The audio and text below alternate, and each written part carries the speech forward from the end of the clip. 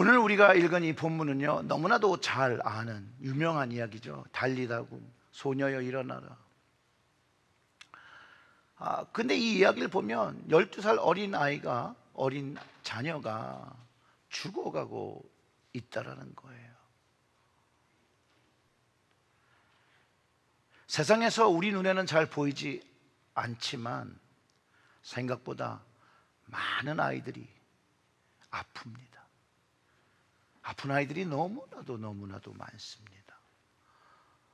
병도 그 병명을 듣는 것도 참 신기할 정도 희소병이라고 하고, 근데 그 희소병이 걸려서 불치병이라고 하는 그 병이 걸려서 아이도 힘들고 그것을 지켜보는 부모도 힘드는 그런 가정이 우리 주변에 참 많이 있습니다.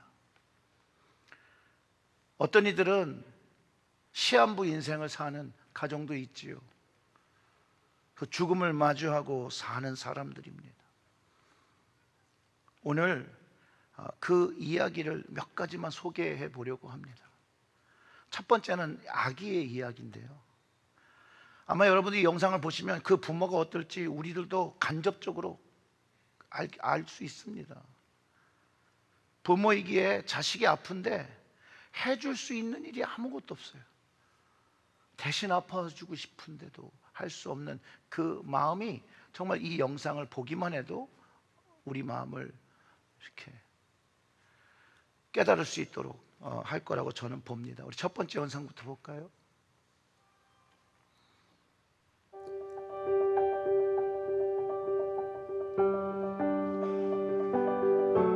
졸려?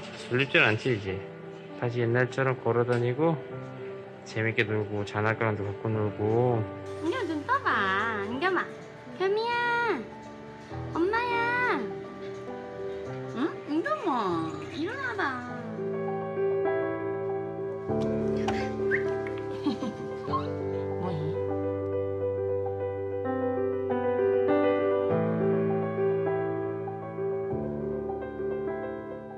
이제 심장이 엑스레이상에 엄청 커져 있다는 거예요.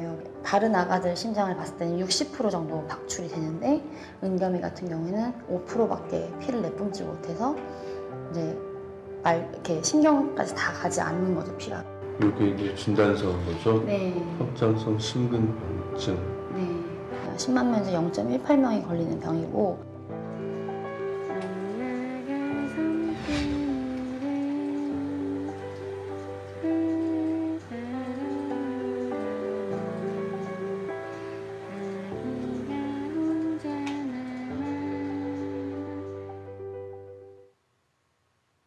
첫 번째 사례는요, 아이가 인식하지 못하는, 그래서 부모가 아이가 얼마나 아픈지 모르고 뭐가 아픈지도 모르는 그런 이야기라면, 두 번째는 아이가 청소년의 나이가 되어서 자신이 이제 시한부 인생을 사는데 그 인생을 자기가 컨트롤하면서 좀 긍정적으로 사는 모습의 영상입니다. 다음 영상 보여주세요. Action. My name is Claire Wineland. I'm 18 years old. I'm living with something called cystic fibrosis. Doctors say I have around a year left to live, but that doesn't really matter to me because death is inevitable. But living a life that we are proud of, that is something we can actually control. 미국에 사는 클레어 와일랜드. Before anyone notices, I'm gone. 그녀는 낭포성 섬유증이라는 불치병을 갖고 태어났습니다. 이 질환은 허파, 간, 창자 등 신체 기관에 치명적인 영향을 줍니다. 이 병을 앓고 있는 사람들은 평생 병마와 싸워야 하죠. 클레어는 어렸을 때부터 50종이 넘는 약을 복용했고 30차례가 넘는 수술을 받았습니다. 호흡곤란을 겪고 뇌사 상태에 빠지는 등 몇 차례 죽음을 경험하기도 했죠. 19살이 되던 해, 의료진은 클레어가 1년을 넘기기 힘들 것 같다고 말했습니다. 죽음을 눈앞에 둔 그녀. 하지만 놀랍게도 그녀는 슬퍼하거나 두려워하지 않았습니다.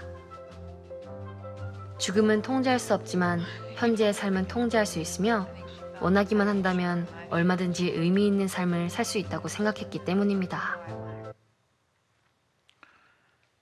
두 번째 이야기는 자신의 이 불치병과 그 죽음을 긍정적으로 받아들이며 남은 기간을 잘 살아내는 그런 이야기입니다. 세 번째 영상을 제가 준비했다가 세 번째 영상을 보여드리면 너무 충격적일 것 같아서 말로 설명을 드리겠습니다. 요즘 이 유튜브가 발달하면서 이런 영상들이 많이 올라옵니다. 자신이 시한부 인생이 되었을 때 자신의 삶을 남기고 싶어서 브이로그라고 해서 조금씩 자기의 삶을 녹화해서 유튜브에 이렇게 올리는 사람들이 많은데, 그 중에 20대의 이 아이의 이야기를 해드리려고 합니다. 그가 세포성 난소암에 걸린 20대 여자아이인데요, 그 암이 걸렸다는 그 순간부터 1년 동안 암투기의 영상을 매일은 아니지만 계속 올립니다. 키모를 받으면서도 올리고 방사선 치료를 받으면서도 올리고, 그래도 여전히 삶의 의지를 가지고 거기에 암을 잘 이기려면 잘 먹어야 된다고 그래서 컨텐츠를 하나 만듭니다. 먹방. 자, 열심히 먹는 걸 또 올려요. 또 열심히 먹으면서 치료를 받다 보니 몸이 점점 쇠약해지니까 본인이 보기에 많이 안 이쁜가 봐요. 그래서 뷰티 컨텐츠라고 해가지고 이제 화장하는 컨텐츠를 이렇게 만들어서 이렇게 올립니다. 그런데 어느 순간에 키모도 방사선 치료도 전혀 듣지 않고 가지고 있던 그 암이 온 몸으로 이제 퍼지게 되면서 딱 일주일 남았을 때 올린 영상을 제가 보게 된 거예요. 거기서 작별 인사를 하고 생을 마감합니다. 우리 세 가지 영상을 보면서 이 부모들을 한번 생각을 해보시자는 거예요. 부모들의 마음이 어땠을까? 우리가 아마 이해하지 못할 정도로 아팠을 거라고 생각이 듭니다. 이해한다고 말하는 자체가 이거 잘못된 표현인 거예요. 언어로는 표현할 수 없는 고통과 괴로움이 그들 부모에게 있을 거라는 거예요.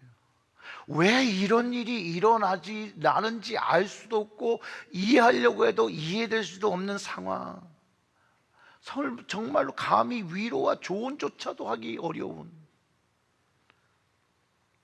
그래서 많은 사람들이 그런 병마로 생을 마감한 부모들에게 애둘러서 이렇게 얘기하죠. 좋은 데 갔을 것이다. 좋은 데. 어떻게 보면 병과 죽음은요, 인간의 힘과 영역을 넘어선 문제라는 거예요. 아무리 의학이 발달했다고 하지만 여전히 병으로 인해서 사람들과 가족들과 자녀들이 죽음을 맞이하는 현실 속에서 우리가 살아가고 있다는 거예요. 또한 각자 주어진 시간이 다 다르지만 그 시간에 맞추어서 우리는 살아가고 있는 것이 어쩌면 우리가 가진 리얼리티라는 거죠. 현실이라는 거예요. 그 아무도 그 시간을 막 조절하거나 늘리면서 살 수 있는 사람이 있습니까, 여러분? 없어요. 다 모두가 정해진 시간을 은혜로 이 땅에서 마감하며 그 생을 끝내는 것이죠. 오늘 함께 나누려는 말씀은 정말로 성령님의 능력이 아니고서는 이해가 되지 않는 그런 말씀입니다. 그래서 오늘 성령님을 의지하며 우리 모두가 우리 주님과 그분의 말씀으로 위로받고 이해되는 시간이 되기를 기도하며 제가 이 말씀을 나누려고 합니다. 오늘 우리가 읽은 본문에는요, 한 남자가 예수님을 찾아옵니다. 그가 회당장이에요. 유대인들의 커뮤니티에서 좀 그래도 지도자급의 사람이, 그 지역에서 존경을 받으며 살며 어떻게 보면 성공한 사람이 자기 어린 딸의 문제로 예수님을 찾아옵니다. 자신의 딸이 죽게 되었다라는 거예요. 어떤 부모가 자신의 딸이나 아들이 죽을 병에 걸리고 죽어가 있다라면 그 마음이 억장이 무너지지 아니하고 그 마음을 표현할 수가 없죠. 정말 그 심정은 대신 죽어주고 대신 아파할 정도로 괴로운 것인데 찾아올 수밖에 없는 거죠. 어떤 이야기를 들었는데 어떤 어머니는요, 자신의 아들이 어머니한테 찾아와서 이렇게 얘기했다는 거예요. 심장 이식을 받지 않으면 이제 생을 더 살아갈 수 없다고 의사가 얘기했다고 하는 걸 이제 어머니한테 얘기를 한 거예요. 그랬더니 그 어머니가 1초도 안 기다리고, 야, 내 심장 내가 줄게 너한테. 나보다 심장이 더 맞을 사람이 어디 있겠니? 라고 하는 이야기 제가 들었거든요. 요즘 전쟁이 많이 나고 있는데 자기 가족과 자기 자녀의 생명을 살기 위해서 목숨 바쳐서 전쟁을 참여하는 것이 다 살리려고 하는 것이잖아요. 살리려고. 회당장 야이로가 어떻게 예수님을 알고 예수님께 왔는지 성경이 말해주고 있지는 않습니다. 그러나 성경이 기록하고 말하는 것은 22절과 23절을 보면 이래요. 회당장 중에 하나인 야이로가 하는 이가 와서 예수를 보고 발 아래 엎드려 간곡히 구하여 이르되 내 어린 딸이 죽게 되었사오니 오셔서 그 위에 손을 얹으사 그로 구원을 받아 살게 하소서 하거늘. 그가 예수님을 찾아와서 보고 그 발에 엎드려 간절하게 간구했다는 거예요. 간절하게, 간곡히. 그의 간절함을 주님께서 보시고 이제 주님께서 함께 가신다라고 성경이 말하는데, 너무나도 큰 무리가 같이 가기 때문에 이게 빨리 진행이 원활하게 되지 않는 것이에요. 그 중간에 또 그 와중에 혈루병 걸린 여인이 와서 예수님 손을 잠깐 만지고 가시다가 멈추게 되는 사건이 일어납니다. 시간이 지체됩니다. 그때에 회당장의 집에서 사람이 찾아온다는 거예요. 35절에 이렇게 기록하고 있죠. 아직 예수께서 말씀하실 때 회당장의 집에서 사람들이 와서 회당장에게 이르되 당신의 딸이 죽었나이다. 어찌하여 선생을 더 괴롭게 하나이까? 여러분, 그가 대제사장들과 바리새인들과 서기관들이 싫어하는 예수님, 어쩌면 예수님한테 친한 척하면 그 커뮤니티에서 척질 수 있는데도 불구하고 그런 거 신경 하나도 안 쓰고 어린 딸을 살릴 수 있다는 희망과 믿음을 가지고 예수님께 나오자마자 내 딸을 살려달라고 바짝 납작 엎드린 그 아버지라는 거예요. 그리고 그에게 그런 믿음이 있었는지 모르겠지만 그의 믿음은 그 예수님만이 자신의 딸을 그 상태에서 살릴 수 있다고, 구원할 수 있다는 믿음을 가지고 나온 것이었어요. 다른 사람들은 몰라도 그는 그 믿음을 가지고 나왔어요. 그리고 그가 오직 원한 건 빨리 예수님이 자기 집으로 가서 그 죽어가는 딸 위에 손을 얹고 기도해줘서 그래서 사는 거, 그것을 이야기한 거예요. 그런데 죽었다고 이야기를 듣는 것이죠. 야이로 집에는요 이제 슬픔과 눈물이 가득 찬 거예요. 그래서 그 소식을 주인에게 알리기 위해서 오는 것이죠. 근데요, 만약 저 같았다면 순간 예수님을 원망했을지도 모릅니다. 주님 조금만 빨리 좀 가시며, 조금만 빨리 가시며. 주님뿐만 아니라 거기 있던 많은 사람들은 왜 이렇게 주님 가는 길을 방해하고, 혈루병 걸리려도 왜 그 순간에 주님의 그 옷자락을 잡아가지고 원방의 눈초리로 거기를 다 봤을지도 모릅니다. 저라면. 근데 이 회당장은 안 그랬다는 거예요. 회당장은 그러지 않았어요. 좀 달랐어요. 이미 아이가 죽었다는 소식을 들은 야이로가요 주님을 괴롭게 하고 있는 거예요. 주님 그래도 가야죠. 주님 가야죠. 가서 기도해 주셔야죠 라고 주님을 계속 바라보고 있었던 거예요. 그랬더니 사람들이 얘 죽었는데 주님 괴롭게 하지 말고 빨리 갑시다, 빨리 가서 장례합시다 이제 라고 종용을 했다라는 거예요. 어찌할 수 없는 상황, 죽음으로 끝났으니까 이제 선생님 괴롭히지 말고 장례식 치르게 빨리 갑시다. 사람들은 믿음이 없었어요. 그런데 이 야이로는 있었다라는 거예요, 여러분. 그래서 예수님을 괴롭게 하는 거예요. 예수님을 쳐다보는 거예요. 그때에 예수님께서 야이로에게 이렇게 말씀하신 거예요. 예수께서 그 하는 말을 곁에서 들으시고 회당장에게 이르되 두려워하지 말고 믿기만 하라. 회당장이 믿음을 가지고 있었던 거예요. 그리고 같이 집에 가셨습니다. 집에 갔더니 38절과 39절에 이렇게 기록합니다. 회당장 집에 함께 가사 떠드는 것과 사람들이 울며 심히 통곡함을 보시고 들어가사 그들에게 이르시되 너희가 어찌하여 떠들며 우느냐? 이 아이가 죽은 것이 아니라 잔다 하시니. 사람들은 다 죽었다라고 알고 있고 자기의 눈으로 그걸 목도했는데 예수님 오셔서 죽은 아이를 보고 잔다라고 하니까 사람들이 다 비웃는 거예요. 가족들도 확인했고, 그럴 때 예수님은 비웃던 사람들을 다 내보내고 아이 부모와 그 어머니와 아버지 그리고 세 제자만을 데리고 아이 있는 곳으로 들어가십니다. 그리고 그 아이의 손을 잡고 말씀하시면서 오늘 말씀의 제목처럼 달리다굼 소녀야 내가 내게 말하노니 일어나라 이렇게 말씀하셨다는 거예요. 이 장면이 41절부터 43절의 말씀에 있어요. 그 아이의 손을 잡고 이르시되 달리다굼 하시니 번역하면 곧 내가 내게 말하노니 소녀야 일어나라 하심이라. 소녀가 곧 일어나서 걸으니 나이가 12살이라. 사람들이 곧 크게 놀라고는 예수께서 이 일을 아무도 알지 못하게 하라고 그들을 많이 경계하시고 이에 소녀에게 먹을 것을 주라 하시느니라. 아멘. 주님께서 소녀야 일어나라 하시니 소녀가 정말 잠에 들었다가 깨어나는 것처럼 일어나서 걸었다고 기록하고 있습니다. 그리고 이제 잠에서 깨어난 아이, 사람들은 크게 놀라죠. 왜냐하면 죽었던 아이가 다시 살아났으니까요. 이들에게는 이게 얼마나 놀라운 주님의 은혜이며 능력이며 치유입니까? 사람들에게는 주님께서 이 아이에게 생명을 다시 주셨습니다. 모든 사람들이 아이가 죽었다 하며 통곡하며 슬퍼하는데 다시 살아난 아이로 인해서 자신의 눈을 의심하며 아이가 걸으며 먹는 것들을 사람들이 보고 있다라는 것이에요. 요한복음 5장 25절의 말씀을 보면 이런 말씀이 있습니다.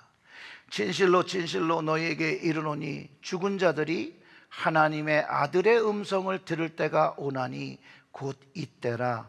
듣는 자는 살아나리라. 이게 주님의 능력이라는 거예요. 이 소녀가 들은 것이 하나님 아들의 음성을 들었기 때문에 깨어났다라는 거예요. 우리에게는 그것이 죽음이나 주님에게는 잠을 자는 것과 같다라는 거예요. 주님의 음성으로 불러주시면 깨어나는 것이 영적인 법칙이라고 가르쳐주고 있다는 것이에요. 그래서 우리 모두 예수님을 만나기 전에는요, 첫 번째 허물과 죄로 이미 죽었던 사람이고 사망에 처했던 사람들인데 심판을 기다리고 있었는데 하나님의 아들 예수님의 음성을, 그 복음을 들으며 주님이 일어나라는 음성을 듣고 깨어난 것, 영적으로 깨어나 주님을 만나기 시작한 것과 동일한 것이라는 거예요. 그러면서 우리는 다시 살아나게 되는 것이죠. 그거를 거듭남, born again이라는 말로 우리는 사용하는 것이에요. 그러고 나면 하나님의 자녀임을 깨닫고 그분의 말씀을 들으며 순종할 때마다 우리는 우리의 삶에서 주님의 음성을 들으니 생명을 경험하고 일어나게 되는 역사를 경험하게 된다는 거예요. 실제로 우리가 인생을 살아가면서요, 참 어려운 일들이 많이 닥쳐옵니다. 죽음처럼 힘들고 죽고 싶을 만큼 힘든 일들이 찾아옵니다. 그래서 주저앉을 때가 있죠. 쓰러지고 넘어질 때가 있죠. 그때 우리가 해야 될 일을 오늘 본문이 가르쳐 주는 거예요. 주님의 음성을 들어야 한다는 거예요. 주님의 음성을 들으면 그 넘어진 자리에서 일어날 수 있고 죽어진 자리에서 다시 일어나서 깨어서 걸을 수 있다는 것을 가르쳐주고 있다는 거예요. 그래서인지 사도 바울은 날마다 죽는다고 고백했어요. 날마다. 그는 날마다 죽으며 날마다 주님의 음성을 들으며 살아난다라고 고백하는데, 이것이 바울의 부활 신앙입니다. 주님의 음성을 듣고 일어나는 신앙, 이게 바울의 부활 신앙인데, 이게 바울만의 것이 아니라 예수를 믿는 모든 사람들에게 주시는 믿음이라는 거예요. 부활의 믿음. 우리가 주님께서 주신 말씀을 가지고 약속의 성령님을 통해서 우리가 인생에 쓰러질 때, 어려움을 당할 때, 환난 당할 때, 고통 당할 때, 고난 당할 때, 주님의 음성에 귀를 기울일 때 우린 다시 일어날 수 있음을 가르쳐 주는 것이라는 거예요. 다시 일어날 수 있는 능력이 우리에게 있다는 것을 가르쳐 주고 있다는 거예요. 이것이 부활의 믿음이자 이것이 부활의 신앙인 것입니다. 예수님을 믿지 않은 사람은 비웃을 수 있습니다. 그들은 이 믿음을 알지 못해요. 주님의 음성을 듣지 못했기 때문입니다. 그러나 믿음의 사람들인 우리는요, 주님께서 십자가를 통해서 보여주신 그 부활의 신앙을 가지고 정말로 7.8기에 일어나는 역사를 우리가 경험할 수 있다는 거예요. 사랑하는 성도 여러분, 어려운 힘이 있으십니까? 힘듦이 있습니까? 고통이 있습니까? 그것이 무엇이든 간에 어려우면, 죽을 것 같으면 주님의 음성을 귀 기울이시는 여러분들 되시길 주님의 이름으로 축원합니다. 그러면 주님의 음성으로 일어나게 됩니다. 저도 갈등하고 어려운 시기가 분명히 있었습니다. 그때 주님의 음성에 귀 기울일 때 일어날 수 있었음을 고백합니다. 그리고 주님께서 함께 동행하신다는 것을 깨닫게 해주십니다. 여러분, 오늘 본문의 보면요, 회당장이 그렇게 괴로워하고 힘들어할 때 오직 회당장을, 그를 바라보고 집중하시고 그의 삶을 전적으로 최선을 다해서 보시니까요, 예수님 한 분밖에 없었어요. 그 예수님이 그 회당장과 함께 하셨는데, 이 예수님께서 우리들과도 함께 하신다라는 거예요. 우리 각자와 함께 하신다라는 거예요. 그 주님께로 나아가면 주님을 만지고 들을 수 있습니다. 오늘 이 예배의 시간을 통해서 주님의 음성을 듣고 현재 여러분들이 가진 문제가 무엇이든 간에 주님의 음성을 듣고 여러분 일어나서 걸어가는 놀라운 회복의 역사를 경험하시는 여러분들이 되시길 주님의 이름으로 축원합니다. 우리 기도하겠습니다.